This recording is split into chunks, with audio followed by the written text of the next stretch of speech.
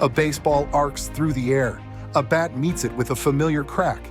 An empty stadium holds the echo. For generations, baseball has been played the same way, slowly, deliberately, on its own terms. It has outlasted wars, economic change, and cultural shifts. Not because it moved with the times, but because it taught a nation how to wait. This is not just the story of a sport. It is the story of how baseball became part of America itself. Baseball did not emerge as a spectacle, it emerged as a habit. In the early years of American life, time moved differently. Work was physical, days were long, progress was slow. Baseball fit naturally into that rhythm. The game asked for patience, it rewarded repetition, and it unfolded one moment at a time. Unlike other sports, baseball had no clock to chase, no race to the finish. The game ended only when the work was done. For players, it demanded focus and restraint. For fans, it required attention and trust that something meaningful would happen if they stayed long enough to see it. As cities expanded and industries reshaped daily life, baseball became a constant. Workers gathered after shifts. Families passed the game down, glove by glove, story by story. The equipment itself carried meaning. Leather worn smooth by use, wood shaped by countless swings. Objects meant to last, not to be replaced. Baseball became part of American identity, not because it was loud, but because it was reliable. It reflected a belief that effort mattered, that patience had value, and that time, if respected, could shape something enduring. Before rules were written and leagues were formed, that idea had already taken hold.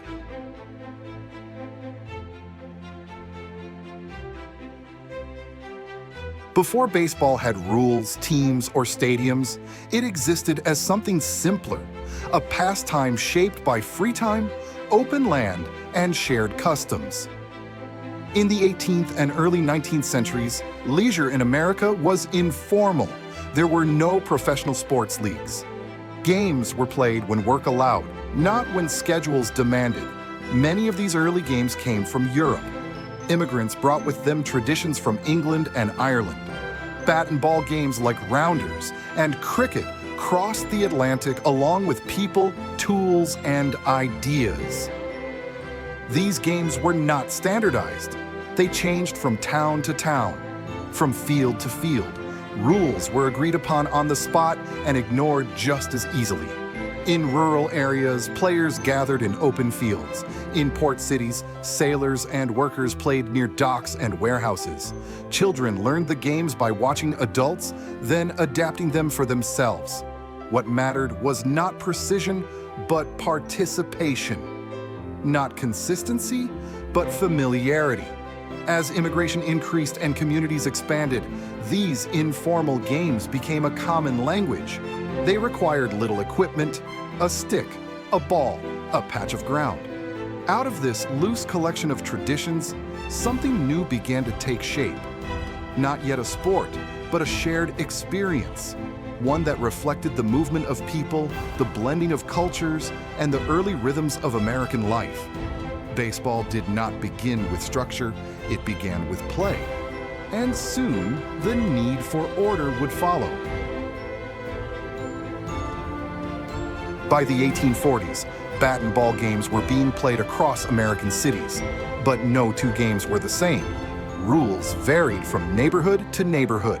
Some allowed runners to be hit with the ball to record an out. Others played without defined bases or fixed field dimensions. Disputes were common. Games often ended in confusion. As baseball grew more popular, this lack of consistency became a problem. If teams from different areas wanted to compete, they needed agreement. Order was no longer optional. In New York City, a group of amateur players took the first serious step toward structure. They called themselves the Knickerbocker Baseball Club. In 1845, the Knickerbockers introduced a written set of rules. These rules eliminated dangerous practices. They defined foul territory. They established fixed bases and standardized the field. For the first time, baseball became predictable, not in outcome, but in form. The Knickerbocker rules did not create baseball from nothing. They organized what already existed. They turned a loose collection of local customs into a shared framework. Games could now be played between clubs who had never met. Records could be kept. Skills could be compared. Baseball had crossed an important threshold. It was no longer just a game people played. It was becoming a game people recognized. And once rules existed, baseball was ready to travel. When the Civil War began in 1861, baseball was still a regional game, played mostly in northern cities, known but not yet national. The war changed that. Hundreds of thousands of young men were pulled from their homes and sent across the country. In camps far from the battlefield, soldiers searched for ways to pass the long hours of waiting. They played baseball. Men from different states brought their own versions of the game. Rules were debated, adjusted, and simplified. What mattered was that everyone could play. Between drills and marches, baseball spread from camp to camp. Union soldiers carried it south and west. Confederate prisoners learned it in northern camps. By the end of the war, the game had crossed borders that politics could not. When the fighting ended, the soldiers went home. They brought baseball with them. Towns that had never seen the game before now understood it. Clubs began to form in cities, villages, and frontier communities. What had once belonged to a few regions now belonged to the nation. In the aftermath of war, baseball offered something rare, a shared experience, a familiar structure in a country rebuilding itself. By the late 1860s, baseball was no longer just a pastime. It was becoming a national language, and the stage was set for something new. By the late 1860s, baseball had become a national pastime, but it was still, in theory, an amateur game. That distinction did not last. As crowds grew, so did expectations. Better players drew larger audiences. Larger audiences brought money. And money changed everything. In 1869, one team crossed a line no one could undo. The Cincinnati Red Stockings became the first openly professional baseball team. Every player was paid. They traveled the country undefeated, drawing crowds wherever they played. Baseball was no longer just recreation, it was performance. Other clubs followed. Talented players began to demand compensation. Owners began to organize schedules, tickets, and gate receipts. With money involved, structure became necessary. In 1876, the National League was formed. It established fixed teams, standardized schedules, and enforceable rules. For the first time, baseball had an official professional framework. Ballparks became permanent fixtures in growing cities. Newspapers covered games daily. Fans gathered outside stadiums to read results posted by hand. Baseball had entered a new era, one defined by competition, reputation, and public attention. The game was still rooted in community, but it was now tied to business. And as professional baseball grew, it began to reflect the realities of American life: success and failure, opportunity and inequality, work rewarded with visibility. The sport had become more than a pastime. It had become an industry, and with it came a new relationship between the game and the people who watched it. As America's cities expanded, baseball followed. Factories, railroads, and crowded streets reshaped daily life. Baseball became part of that environment. For working people, the game offered something rare: affordable entertainment. A few hours away from labor and routine, stadiums were built near factories and transit lines. They filled quickly after workdays ended. Crowds arrived on foot, by trolley, and by train. Inside the gates, social boundaries blurred. Workers, immigrants, and families shared the same stands. The game belonged to everyone who paid the price of admission. Baseball reflected the structure of urban life. Long seasons mirrored long work weeks. Individual effort mattered, but success depended on coordination and discipline. Teams came to represent their cities. Neighborhood pride replaced regional loyalty. Victories mattered because they belonged to the crowd as much as the players. Ballparks became gathering places, not just for sport, but for identity, places where communities saw themselves reflected on the field. By the early 20th century, baseball was no longer simply played in cities, it was shaped by them. And as urban life changed, so did the game. At the turn of the 20th century, baseball entered a different phase. It became a game of control. Runs were scarce. Home runs were rare. Victory depended on precision, not power. Pitchers dominated. They scuffed the ball, darkened it, and reused it deep into games. Hitters relied on bunts, stolen bases, and careful placement. This period became known as the dead ball era. Strategy ruled the field. Managers treated each inning like a calculation. Every out mattered. Out of this environment emerged baseball's first true stars, players whose reputations traveled faster than the teams themselves. Ty Cobb stood above most, aggressive, relentless, and controversial.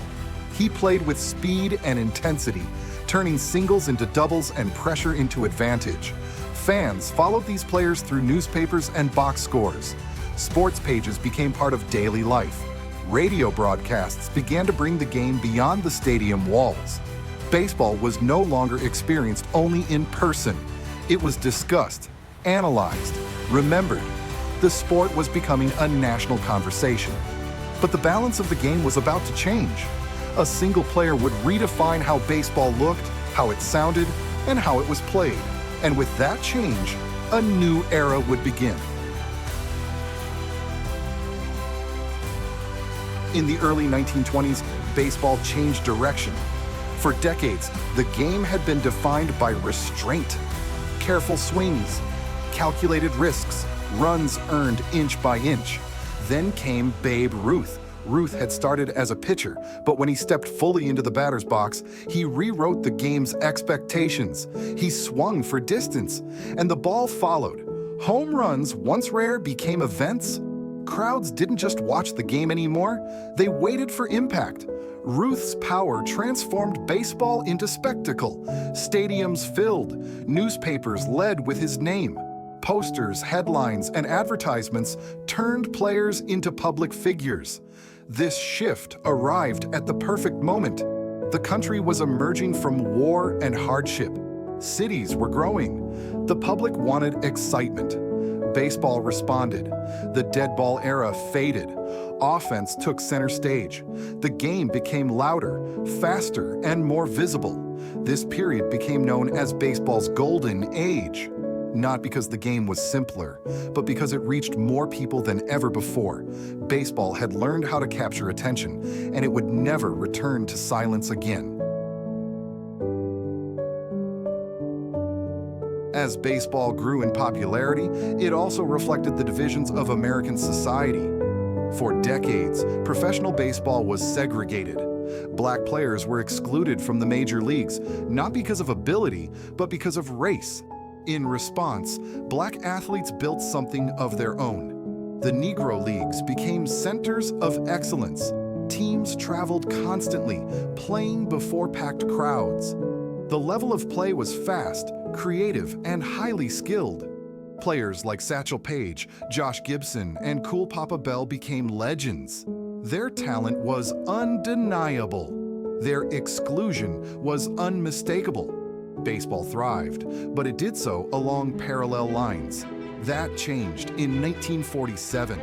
When Jackie Robinson stepped onto the field for the Brooklyn Dodgers, he carried more than a uniform. He carried the pressure of an entire system being challenged. Robinson faced hostility from crowds, opponents, and even teammates. He was expected to endure it without response, to perform while remaining silent. He did. By breaking baseball's color barrier, Robinson changed the game permanently.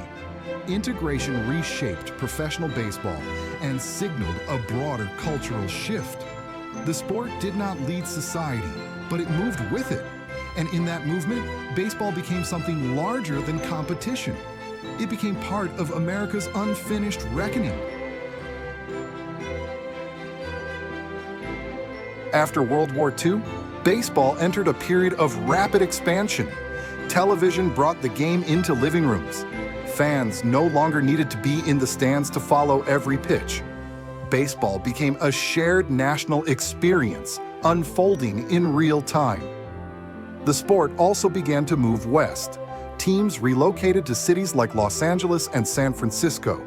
New stadiums rose alongside growing populations. Baseball was no longer confined to the industrial cities of the East and Midwest. It followed the country's growth. At the same time, the game began to open outward. Players arrived from Latin America and Asia, bringing new styles and approaches. Baseball became more diverse, more international. What had started as a local pastime was now part of a global network. Games were watched across borders. Players crossed oceans to compete at the highest level. Media transformed how baseball was consumed. Expansion transformed where it was played. Globalization transformed who played it. By the late 20th century, baseball had outgrown its original boundaries. The game remained American in origin, but it was no longer American alone. Today, baseball looks different. Stadiums are larger. Players are faster. Every pitch is tracked, measured, and analyzed. Data now shapes decisions once made by instinct. Analytics guide lineups, positioning, and strategy. Technology has transformed preparation and performance. For some, this evolution represents progress. For others, it has raised questions. Games are scrutinized for pace. Tradition is weighed against efficiency. The balance between history and innovation is constantly debated. Yet beneath the numbers and systems, the structure of the game remains intact. One pitcher, one batter, a moment of uncertainty between them. Slow-motion replays reveal what has always been there: precision, tension, waiting. Modern baseball reflects a broader cultural shift. A world moving faster while still drawn to rituals that ask us to pause. The game continues to evolve, but its identity remains tied to time. And that connection is what has allowed baseball to endure. Baseball has never been defined by speed. It has been defined by memory. Generations have passed the game down quietly, from parent to child, from empty lots to open fields, from stories remembered to moments replayed. The rules have changed. The players have changed. The world around the game has changed. But baseball has remained familiar.